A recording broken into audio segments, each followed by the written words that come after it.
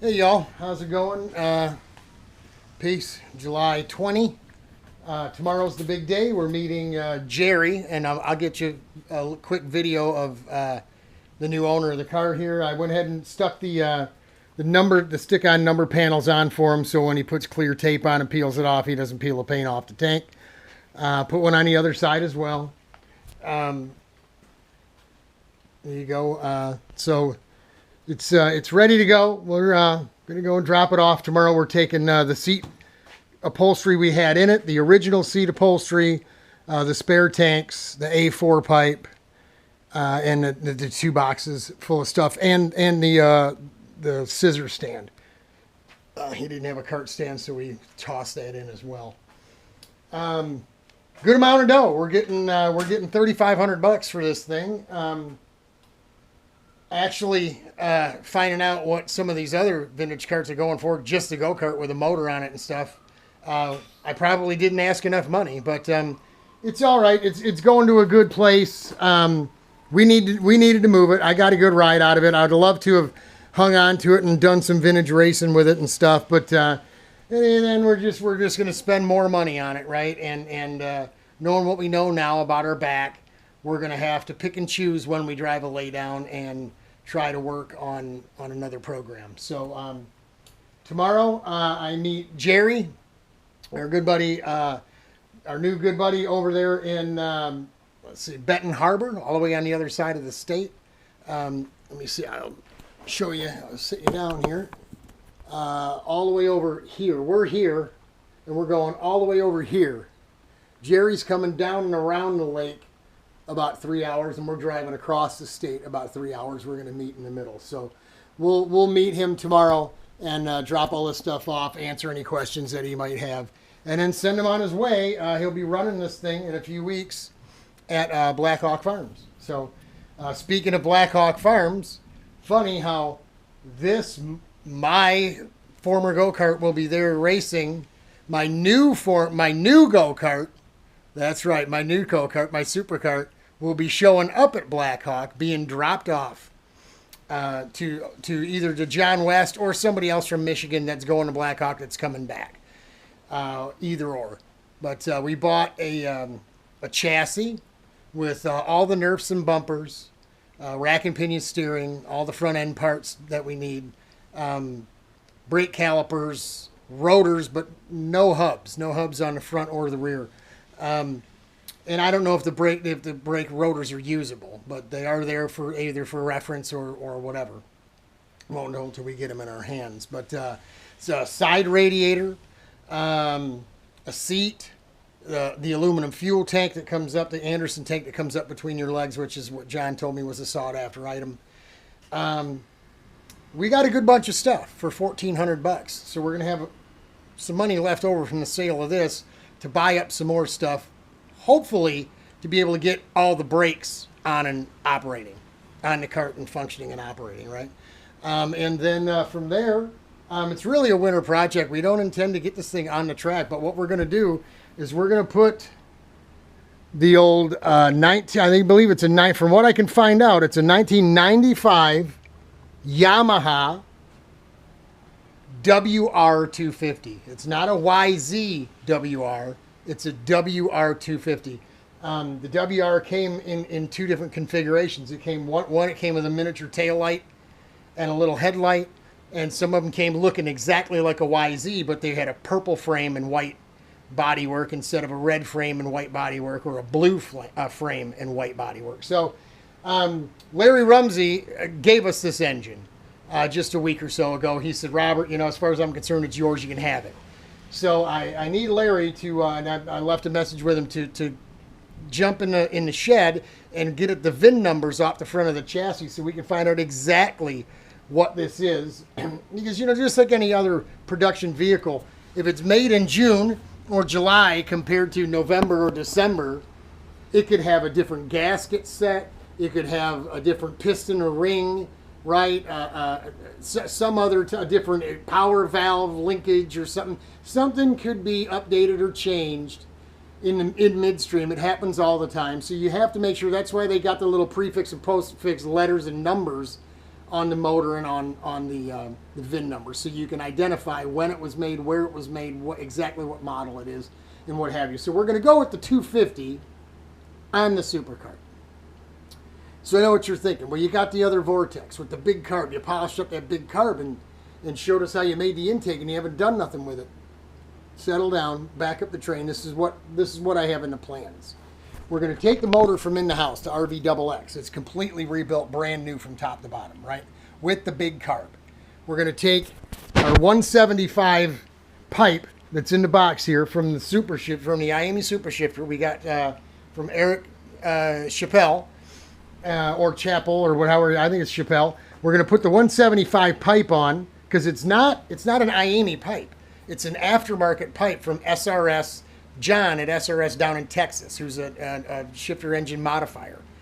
He came up with this pipe to solve the problem that engine had on a sprint track of a low speed or low RPM bog or just a lag to it. He claimed everybody was saying that the carburetor, it's a needle adjustable carburetor, and one of the first ICC or KZ type motors that ever came with a needle carb, and the guys that bought the motor and ran it for a bit didn't like it because they blamed it on the carburetor because they didn't know any better. When this John had figured out that it was actually the pipe was designed wrong, so he added length to the header or the divergent, the original or starting divergent cone, and helped the bottom end of the motor at low revs, so people weren't trying to tune that out with the carburetor and blowing the motor up. So we ended up getting a pipe. It's a $500 pipe, according to John, we got from Eric Chappelle, and we're going to put it on our RVXX motor with the big jumbo 39 millimeter needle adjustable high speed and low speed needle carburetor, pump carburetor. And we're hoping the big carburetor from a 30 millimeter to a 39 or a 40, whatever it is, 42 on the back side, is going to, the big carburetor is going to give it more top end, but it should hurt the bottom end a little bit. And the longer pipe and bigger volume of the 175, theoretically, should help it. So what we're going to do is we're going to put that package on this car and take this car with the new front end parts. As you see, I've already started working on it. We're going to take it to Gingerman and shake the motor down and the package down pre-Daytona, okay? This car, we're going to go ahead and build this car up as just a straight up 125 shifter. I'm not going to get crazy with what I was going to do was lift the chassis, give it an extra 1.5 inches of ride height, so it's 3 inches off the ground, and then drop the floor tray to create a tunnel underneath the cart without having to cut every cross tube out of the cart and raise every cross tube to be able to give us a tunnel. We're not going to do that now because we're going to be racing a superkart. So we'll build this one up. We'll put this motor and this engine package and everything on that car when we get it built up. We'll have two 125s. If we get to the track, if we want to run it and this one breaks, we can always pull that one out. So, if we want to put Rich in one of these carts and he feels like playing with it, that's cool too. Francis, old Francie, if we want to get him out and throw him in something, we could do that, I suppose. Just because we're going with a 250 Superkart doesn't mean it's always going to run. It's always going to be error-free and problem-free. And sometimes we may have to park that and go to this. So we'll be running the 250 in unlimited, which this cart also would run in as well. So that's where we're at. We were thinking about building this into a twin-engine cart because we didn't get to build the cart for Todd Lorang. He ended up buying a cart. That was going to be the secret project, right, for Daytona. He found a deal on a cart, and I told him you'd be stupid, silly not to buy that go-kart. I couldn't build you a go-kart for that kind of money. So he bought it.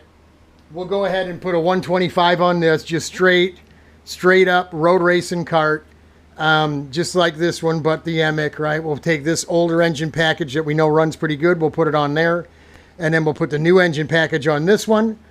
Gingerman is Labor Day weekend, so we got to get everything painted, letters painted, door refurbished, trailer done, right? Then we can get over here, finish this up, get the motor on, swap out. It's just a matter of swapping a front motor mount. Everything else, the engine will drop right on. We may have to fit, we're going to have to fit the 175 pipe because it's cut for a sprint cart. It turns 90. So we're going to have to alter that a bit. Take it to Gingerman, run it. Maybe after Gingerman, we take the cart over to Chicago and put it on the dyno and see if maybe throwing a different carb at it or something works. We'll throw the original RVXX pipe on it to see which one is better. The 175 pipe or the XX pipe, and play with it a little bit, because we can take all the bodywork off, because what I'm going to do is between Gingerman and Daytona, God willing, if we get to go, I'm just gonna sand all that bodywork down, just sand it back down to the glass, shoot it with Duratec primer, knock it down, and then go ahead and paint it up with the blue and orange. And we'll get the Repsol livery on it and logos on it and really trick it out for Daytona.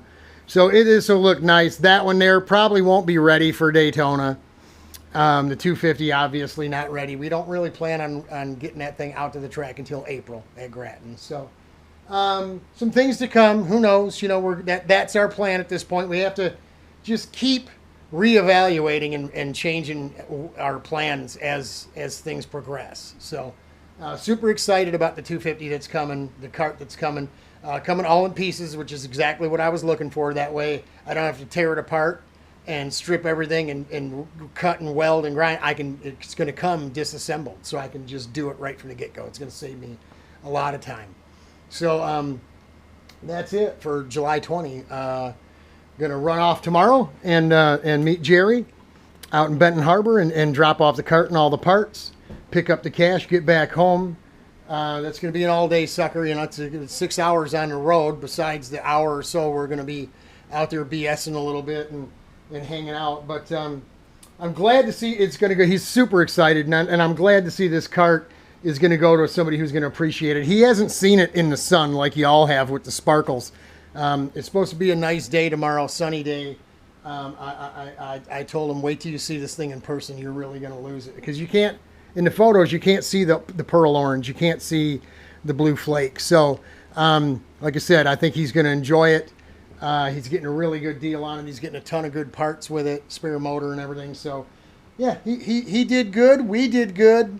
Our buddy Todd out in California, we bought the cart from, actually did pretty good. He got rid of a spare cart that was just sitting in his trailer, a bunch of parts and pieces. And Todd was a former RPM customer. He bought a complete set of enduro bodywork 15 years ago. He still has it, never mounted it. Still has the enduro cart and the Pavesi engine he was going to put on it. Unfortunately, after we sent the bodywork, he got divorced. Was a little upside down with the direction of his life for a while. And now that he's kind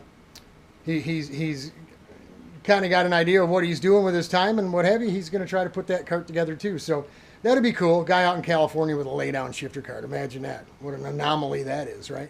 So for the 20th of July, that's it. That's all we got for you. We're shipping the old vintage cart out and moving on. After we get through working on this stuff here or get to working on it, we have the last Dick Tracy car over at Rich's, the TS Hurricane, the straight frame chassis. We got piston port motors, like I mentioned in the other video. Clutch pipe, we got an engine gears. We're going to need an axle gear or two if we plan on taking it out to Grattan for track day in October.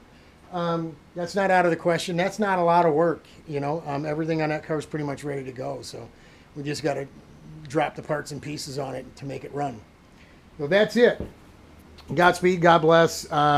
Everybody wish Jerry a good luck and welcome back to karting after 35 or 40 years since the 70s. He was last racing McCullough's, man. Wait till he gets a load of this thing. It's going to light him up. Hang in there, y'all. We're praying for you. It'll get better.